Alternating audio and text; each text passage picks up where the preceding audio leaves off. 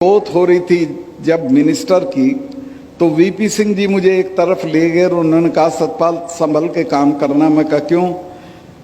कहने लगे कि बेईमानी करने के बाद प्रधानमंत्रियों से नहीं लड़ा जा सकता और हमें और तुम्हें दोनों को प्रधानमंत्रियों से लड़ना है, लिहाजा पाक साफ रहना है।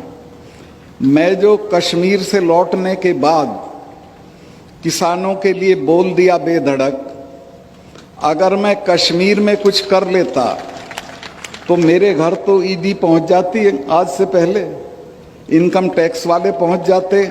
आज मैं सीना ठोक के कह सकता हूं कि प्रधानमंत्री के पास सारी संस्थाएं हैं, सब कुछ है और मेरी सारी जांच करा लें, मैं इसी तरह बेधड़क रहूंगा चूंकि मेरे पास कुछ नहीं। मैंने कश्मीर में जाने के फौरन बाद 2 फाइलें मेरे सामने आई, एक में तो अंबानी इन्वॉल्व थे और एक में संघ के एक बड़े अफसर हैं वो थे, एक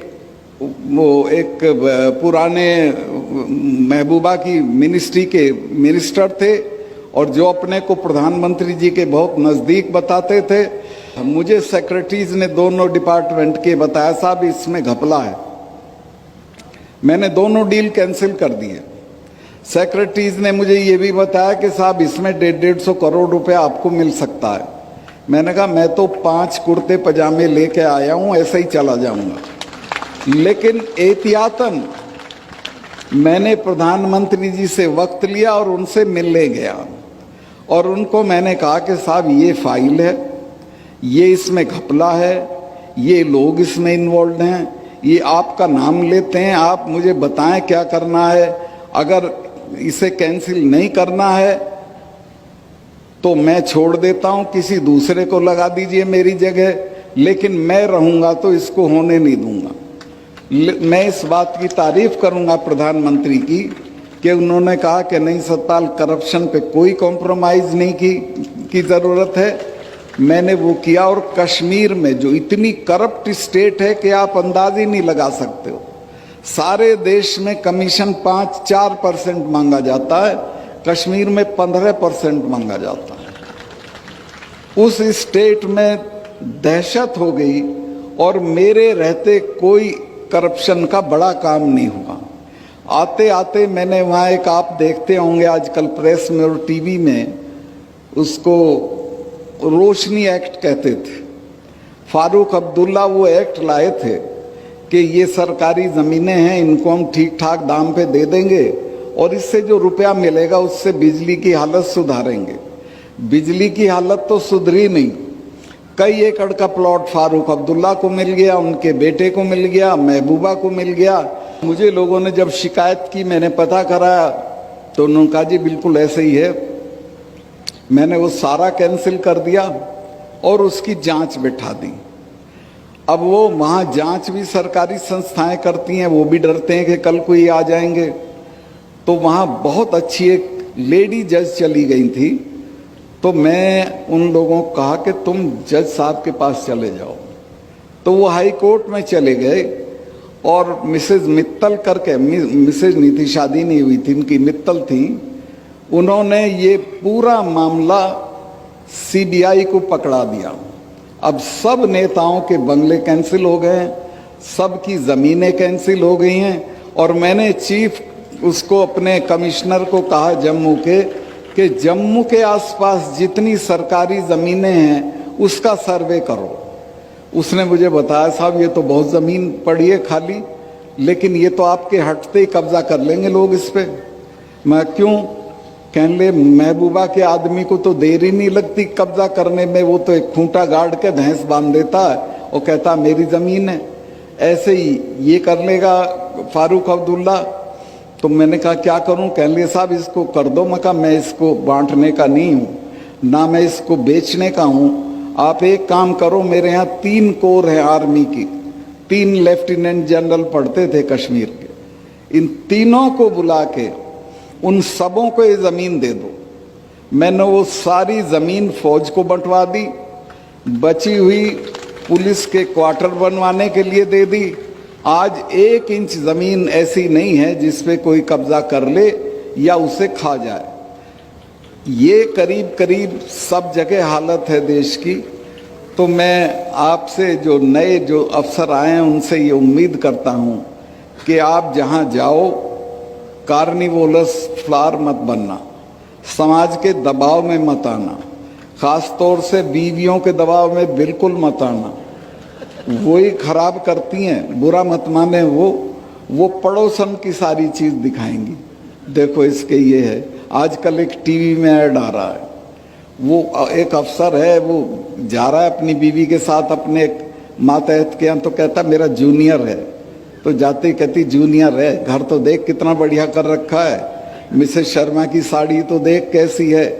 तो ये दबाव आएंगे आप पे, ये दूर नहीं है। और आपको भी अच्छा लगेगा कि आप थोड़ा पैसा कमा लें, बढ़िया गाड़ी लें, बंगला बना दें। मैं ऐसे ऐसे लोगों को जानता हूँ जयपुर में कि जिनके गांव में फूस का घर नहीं था और उन्होंने क्या क्या बंगले बना रखे हैं। वो आपके समाज में भी आके इनाम बांट जाते हैं। आप कभी देखते ही नहीं कौन है, कौन आ रहा है, कौन नहीं, कौन जा रहा है।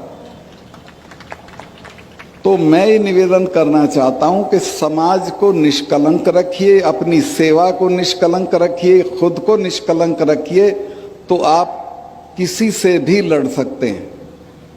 मेरे पास आज यकीन करेंगी बहन जी, आपसे बता रहा हूं मैं कि रिटायरमेंट के बाद रहने के लिए घर नहीं है। सरकार कोई अलॉट कर देगी तो चला जाऊंगा, लेकिन मुझे इस बात की फिक्र नहीं है कि मेरे पे घर नहीं है। मैं जहां रहता था वो 1.5 कमरे का मकान था। जो भी चौधरी साहिबान मिलने आते थे, खासतौर से राजस्थान वालों पे तो बहुत पैसा है, वो देख के अरे 1.5 कमरे के मकान में रह रहा है, ये मिनिस्टर रह लिया, MP रह लिया, MLA रह लिया, क्या चीज़ है। और वो मुझे तिरस्कार की निगाह से देख के चले आते थे। लेकिन मुझे पता था यही गरीबी जो है ये मेरी ताकत है। और मैं आज भी महसूस करता हूँ कि मैं देश के किसी भी ताकतवर आदमी से लड़ सकता हूँ। किसानों के सवाल पे अगर लड़ाई आगे बढ़ी तो मैं इस पद को छोड़ के उनके साथ खड़ा हो जाऊंगा और किसी की कोई परवाह नहीं करूंगा।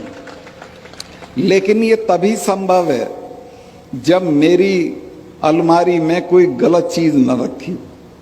ये मैं श्योर हूँ, ये मैं आश्वस्त हूँ, ये मैं जानता हूँ कि मैंने कोई भी गलत काम, यहाँ भी मेरे 2 एक रिश्तेदार बैठे हैं इस सभा में, वो गए कश्मीर भी गए थे, वो लोग बड़े बड़े प्रपोजल्स लेके जाते थे।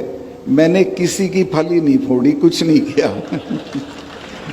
और मैंने कहा कि जेल मुझे काटनी है कि आपको काटनी, ये अपना घर ले जाओ, सारी दुनिया पड़ी वहाँ कर लो, मैं कुछ नहीं करूँगा।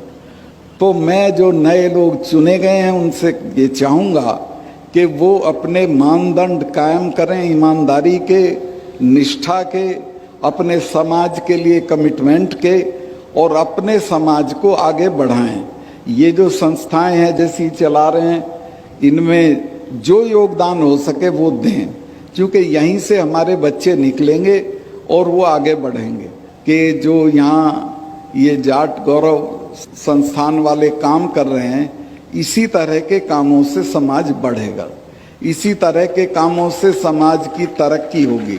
समाज की तरक्की बुढ़े के मरने पे 40 गांव का खाना देने से बुढ़ा सूरजमल नहीं हो जाएगा। बुढ़ा तो वही रहेगा जो मरा है। आप दहेज बंद करिए, बच्चियों की पढ़ाई पे रुपया लगाइए, बैठक बड़ी होनी, 4 आदमी नहीं घर में 20 कमरे की कोठी ठोकते हो, काहे के लिए भाई? बच्चे को पढ़ाओ, लंदन भेजो, अमेरिका भेजो, यहाँ के बढ़िया से बढ़िया संस्थान में भेजो। उस तरफ तवज्जो नहीं है। एक बहन जी हमारी मदद कर सकती हैं, सुमित्रा जी। यहाँ की औरतों में सोने का बहुत शौक है, सोना पहनने का इतना चलन है कि यहाँ से यहाँ तक सोने में भरी रहती है। मैंने इसकी तस्दीक करी है कि सोने का इतना क्रेज और शौक है कि चाहे घर बिक जाए सोना होना चाहिए। इन सब चीज़ों को छोड़ें, ये अवगुण हैं, इनसे बचें और अपने बच्चों को बढ़िया से बढ़िया तालीम दें, उसको वैल्यू सिस्टम दें, उसको ईमानदार और निडर होना सिखाएं, तो मैं समझूंगा कि आप अपने